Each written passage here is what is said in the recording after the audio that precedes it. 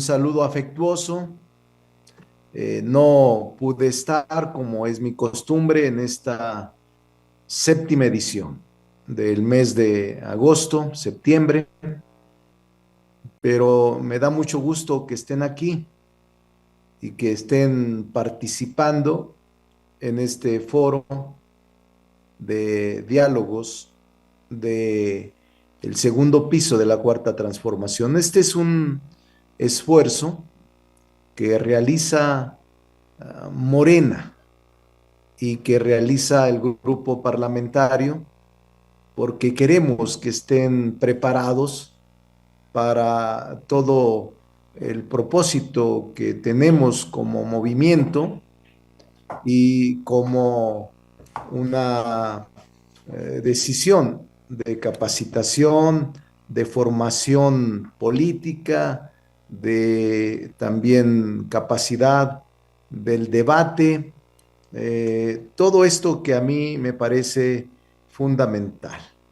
Eh, por eso me da mucho gusto saludarlos. Sé que ustedes fueron seleccionados mediante un mecanismo que es muy democrático a través de la selección del texto, que es importante. Yo quisiera primero decirles bienvenidos. Yo salí, por eso ahorita me detuve aquí, pero salimos porque voy a acompañar a la presidenta Claudia Sheinbaum a un recorrido que hoy realiza por los estados de Guanajuato, Aguascalientes y el propio de donde soy, Zacatecas. Y por eso me permití pedirle al presidente de la Cámara, a Sergio, ahora vicepresidente, Sergio Gutiérrez Luna, que los acompañara en la inauguración. Sé que hoy estuvo este, Gino, senador por Quintana Roo, y también sé que ya estuvo el joven compañero Serrano, Vicente, experto en medios de comunicación, y ahora le tocará a Vianey, seguramente ya está por aquí. Es una diputada muy activa, con capacidad y talento, y va a platicar de sus experiencias que tiene como servidora pública. Yo quisiera simplemente comentar que hay un cuadernillo que les hice llegar sobre principios que desde mi punto de vista deben de aprender y debemos sostener como una filosofía política, empezando por la humildad frente a la soberbia del poder. La humildad en política no es debilidad, sino reconocimiento del límite. El poder no es propiedad, es encargo, y el líder que olvida su condición humana cae en el desprecio público. Por eso la humildad es clave frente a la soberbia del poder. La honestidad frente a la corrupción. La honestidad pública preserva la legitimidad. En la tradición republicana, el gobernante es custodio del bien común, no beneficiario del Estado. La honestidad frente a la corrupción. La sencillez frente a la ostentación. Comunica la sencillez verdad. Por eso es importante sostenerlo. La sencillez. La tolerancia frente a la intransigencia. La tolerancia es el núcleo de la democracia. Rousseau recordaba que la voluntad general no implicaba unanimidad, sino respeto mutuo. Y en la democracia griega, la pluralidad era condición de ciudadanía. La política excluyente solamente degenera en el autoritarismo. La prudencia frente a la precipitación y la furia. La prudencia es una virtud del político sabio. No actuar por impulsos, sino por previsión. Aristóteles llamaba frónesis a la sabiduría práctica que evitara el caos y permitiera el equilibrio. Para Hobbes, la imprudencia es causa de disolución del orden. Eh, la argumentación razonada frente al insulto y a la irracionalidad. El insulto vacía a la república. La argumentación da legitimidad a las decisiones. Hobbes veía en la razón el único antídoto contra la guerra civil del lenguaje. El foro político es espacio de logros, no de pasiones ciegas. La preparación frente a la improvisación. El poder exige conocimiento, no ocurrencias. La ignorancia en el poder produce autoritarismo por incapacidad. Platón exigía formación ética y científica al gobernante ideal en la Ilustración, saber es gobernar. Entonces la preparación frente a la improvisación es clave. El reconocimiento del adversario frente a la exclusión. Negar al otro es negar al sistema en el que estamos, en la República. Recuerdo que en la República Romana el adversario era indispensable. La política, la política democrática exige debate, no aplastamiento. La deliberación requiere pluralidad legítima. El acuerdo parcial frente al caos total. Es preferible el acuerdo parcial al caos total. El consenso no es claudicación, sino construcción paulatina de justicia. Hobbes afirmaba que cualquier orden negociado era preferible al desorden absoluto. La política se realiza por pasos, no por decretos absolutos. El bienestar general frente al interés personal. El político que busca siempre beneficiarse para él y los suyos, grupos pequeños, traiciona a la república. El poder es también reconocer al adversario, pero también al bienestar general. La autenticidad frente a la simulación. El simulador político, es decir, el hombre que se dedica a simular toda su vida, no es líder, no es dirigente querido ni respetado. La autenticidad se expresa en la congruencia, no solo en el discurso. Sócrates enseñó a vivir como se piensa o resignarse a pensar como se vive. La política sin autenticidad degenera a un espectáculo vacío. La responsabilidad frente a la evasión de la misma. La responsabilidad política es asumir las consecuencias de las decisiones. En la tradición democrática, el gobernante no es dueño del cargo, sino su simple servidor, su primer servidor. Hannah Arendt subrayaba que la evasión de responsabilidad corrompía la vida pública tanto como la mentira. La transparencia frente al secreto injustificado. La transparencia es el antídoto contra el abuso. Kant consideraba que todo acto político debe poder ser expuesto a la luz pública sin deshonra. El secreto debe ser también en materia pública dado a conocer. No debe haber secretos en materia pública, salvo la seguridad nacional o temas de Estado que por su delicadeza requieren de discreción. La perseverancia frente al abandono. En política, la constancia es virtud de quienes entienden que las transformaciones son procesos largos. Séneca advertía que abandonar una causa justa por fatiga es claudicar ante la injusticia. La justicia frente al favoritismo. La justicia es el fin supremo de la política. Aristóteles definió al Estado justo como aquel que busque el bien de todo y no de una facción. La empatía frente a la indiferencia. La empatía permite gobernar con humanidad. Adam Smith ya vinculaba la simpatía, el sentir con el otro, al orden moral. La indiferencia degrada el lazo social.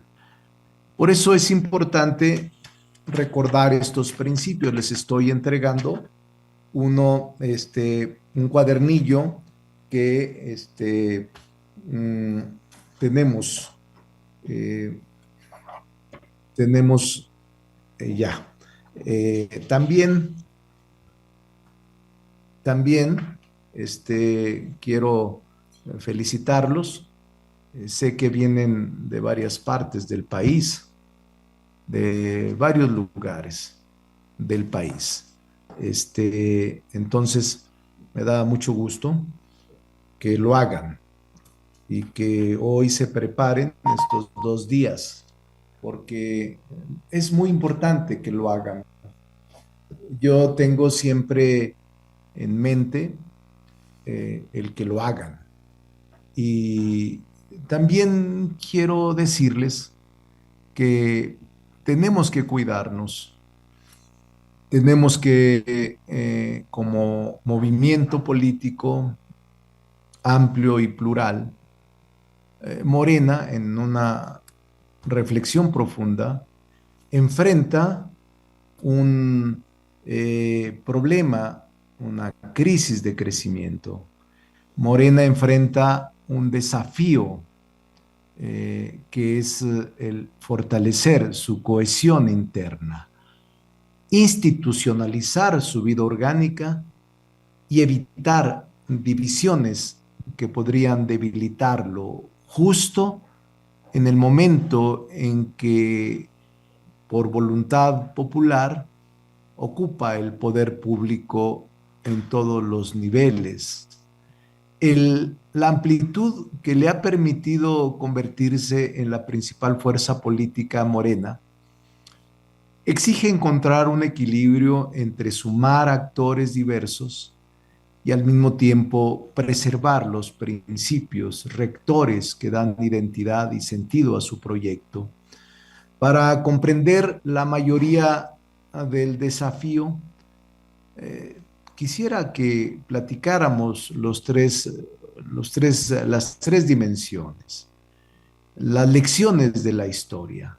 La naturaleza plural e incluyente de Morena tiene que ayudarnos a que usemos las vías posibles para consolidar en la práctica la estabilidad de nuestra vida interna. La historia muestra con nitidez cómo las divisiones internas y el sectarismo, cuando se anteponen a la construcción de consensos, pueden corroer proyectos políticos, incluso en sus momentos de mayor fuerza.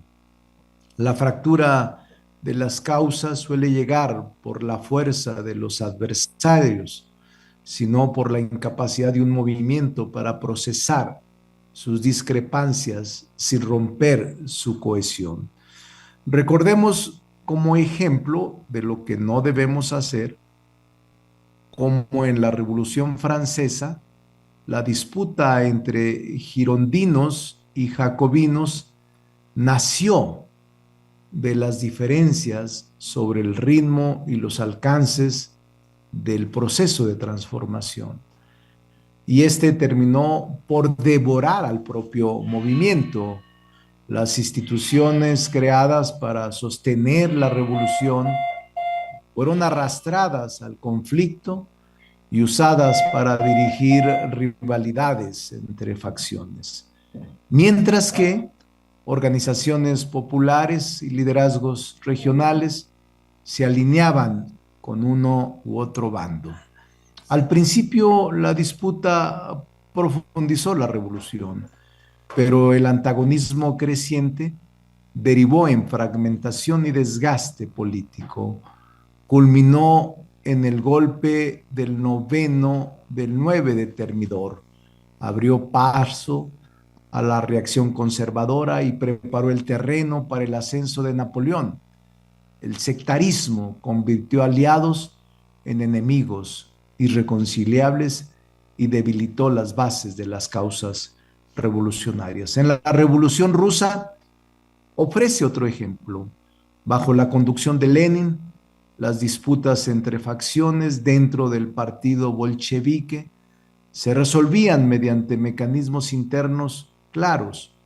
El centralismo democrático, sin embargo, tras la muerte de el propio Lenin, tras la muerte de él, se enfrentaron Trotsky y Stalin y se transformó en una lucha de poder que desgastó a la dirigencia, desplazó debates estratégicos y terminó con la expulsión y el exilio de Trotsky, que por cierto lo vinieron a asesinar aquí en México estando exiliados.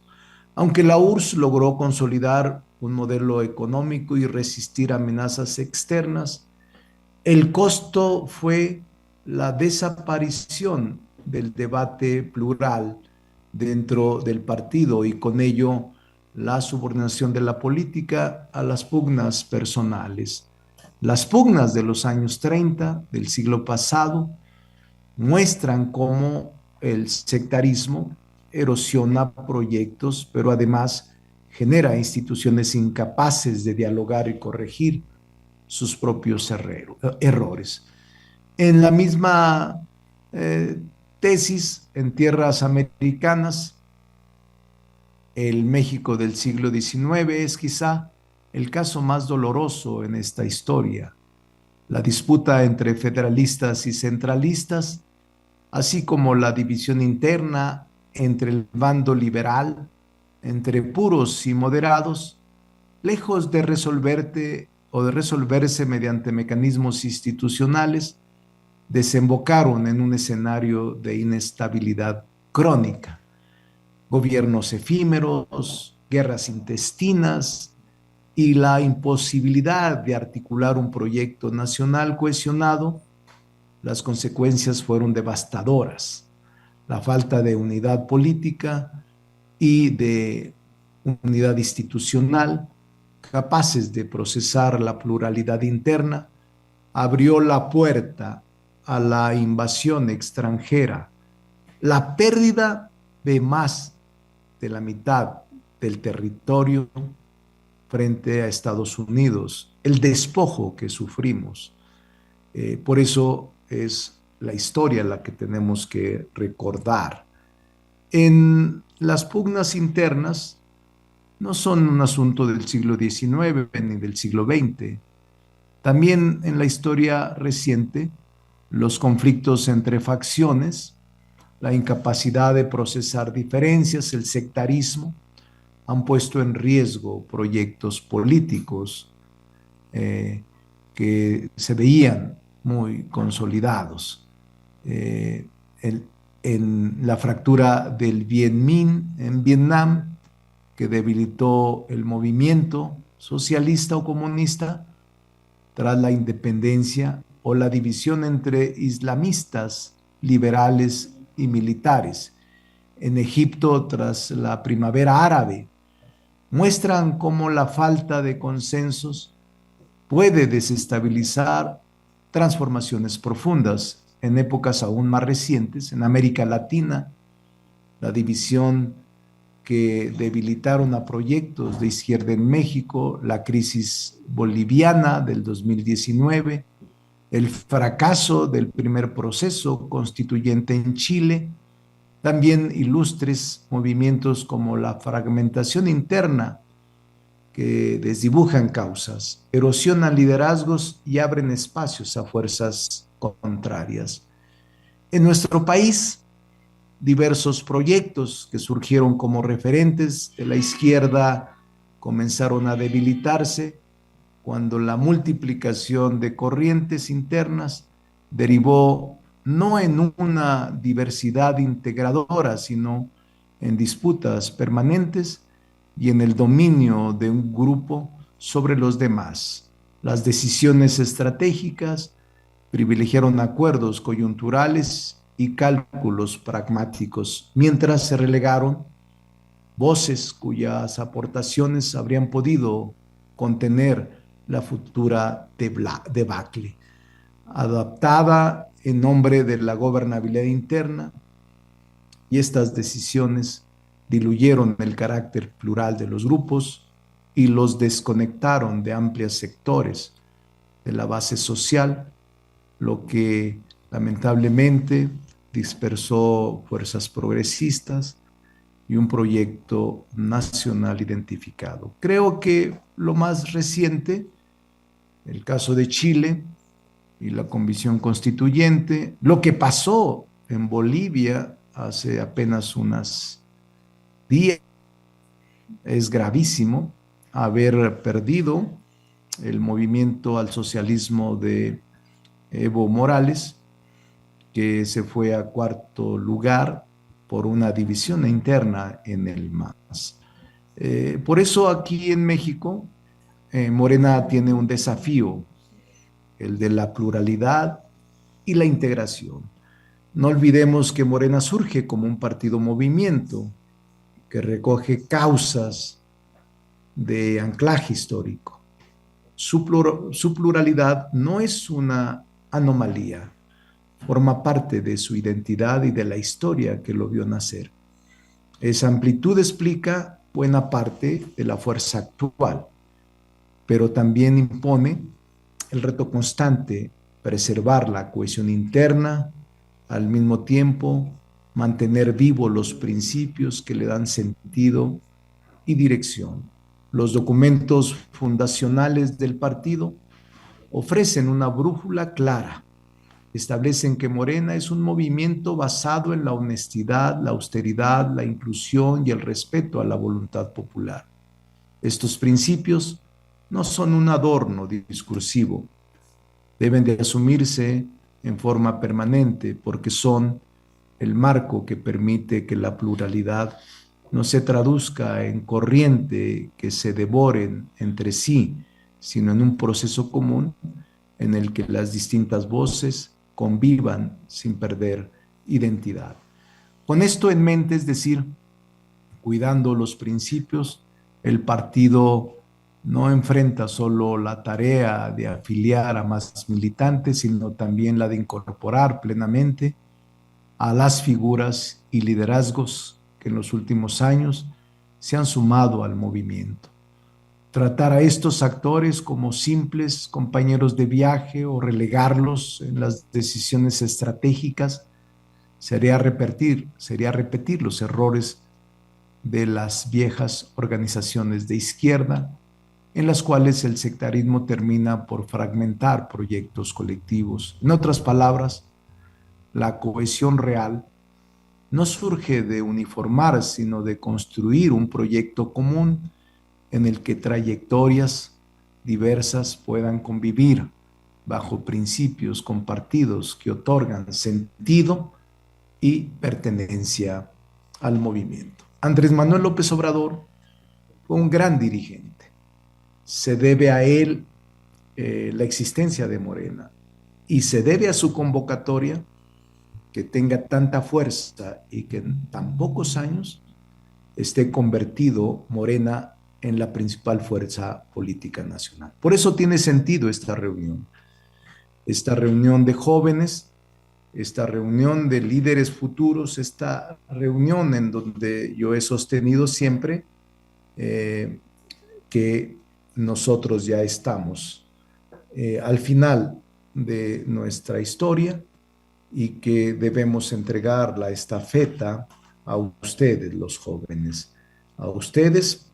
Por eso mi interés de que se capaciten, que se formen con principios, que se formen con autoridad, que se formen con este tipo de formación, que se formen con este tipo de principios políticos.